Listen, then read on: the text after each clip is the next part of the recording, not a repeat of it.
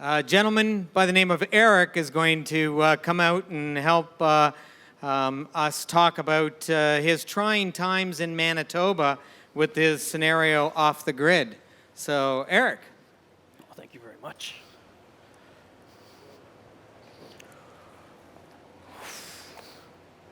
All right.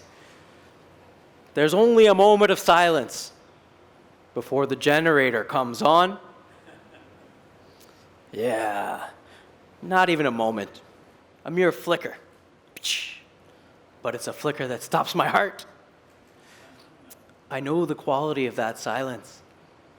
It's what Sherlock Holmes called the curious incident of the dog in the nighttime. And sometimes the absence of sound is the loudest thing there is. My husband Tom and I, we founded Tom, Eric, Tool, and Die soon after we moved to Manitoba, as you heard. Now, we'd been in manufacturing for years and wanted to set out on our own, combining the latest in 3D printing technology with traditional hands-on values. We make the components for the machines of the 21st century, and we're proud of that. You know, we're also proud that we employ 130 people and sponsor the local hockey team. When the heart of the factory skips a beat, the lifeblood of the town is at risk. Tom, Eric, Tool, and Die started off hooked in to the local electrical grid.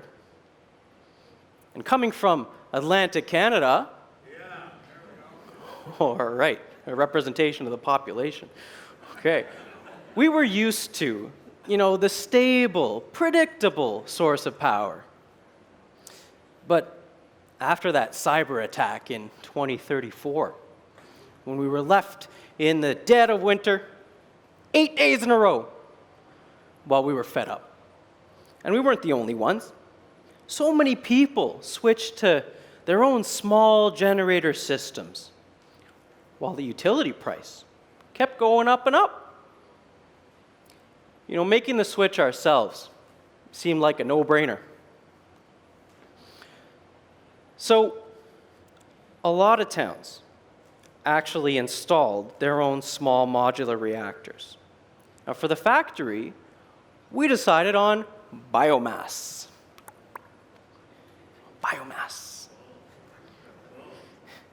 So, we actually paid to install our own combustion facility, and it provided for electricity and heat. And we installed a smart system with sensors for lights and heat. It's very handy in Manitoba, or anywhere in Canada for that matter. Right? Am I right? That's right. After we did all this, it's been great. It's been working fantastic until today. Pew. At 2:34 in the afternoon, the power flickered. You can tell it's a big deal for me.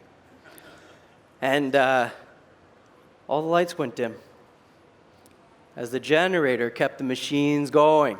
All right, let's hear it for that generator. Whew. The carbon monoxide detector was set off in the combustion facility, and it triggered a shutdown. Now, the main levels in the factory itself must be fine, or else everyone's phones would be buzzing and chirping. Toxin detectors these days, they're standard on all phones.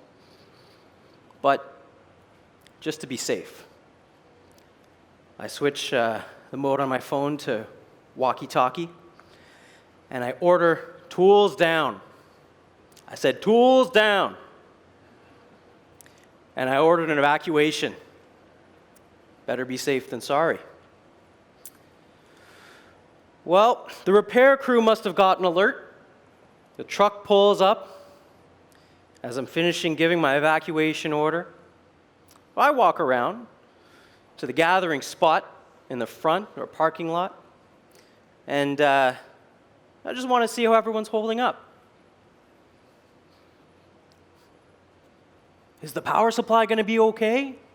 One of the newer hires asks, and I see a lot of concerned faces. Well, you too, eh? Well, yep, it's fine. And if there were ever a problem, Tom and I, we would have fixed it. That's how we talk in Atlantic Canada when we moved to Manitoba. We would have fixed it. So, let me just tell you guys something here, okay? You're asking about the power supply. Cyber attack? We'll be fine. We don't depend on anybody. Flooding? In Manitoba? We'll be fine. Zombie apocalypse? You got it. I mean, when I told my guys that and my girls that, they said, ha ha. But I laughed too in relief. We come a long way. Do-it-yourselfers at heart. We really be okay. We really will be okay. But we've also built a community out of that spirit.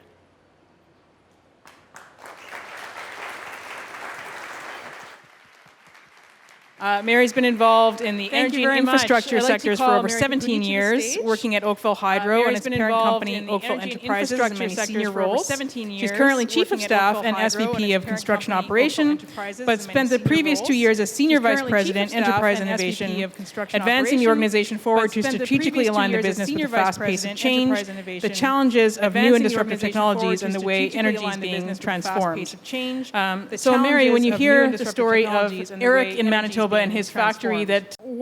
on both sides, what should consumers be aware of when thinking about this possible future? What are the challenges, but also the opportunities that they might have to control their own destiny? Well, I think if we focus on the opportunities, I think there's probably some financial opportunities both for their own businesses, but also surrounding businesses. It could be a business model where you're actually selling electricity to others in your neighboring utility space, which would really bring a different light to not only the business that you're running, but something else that you could provide in the long term. Challenges, I guess, is not having that utility that you could go to in the time of need if you're totally off grid and you're not connected, which could have long-term impacts on your revenue streams if it's a long-term outage. But really, opportunities do exist. There are so many advances happening so quickly, and I think through a paced approach, there will be some that will be off-grid and be successful in it. All right, thank you very much, Mary. Thanks.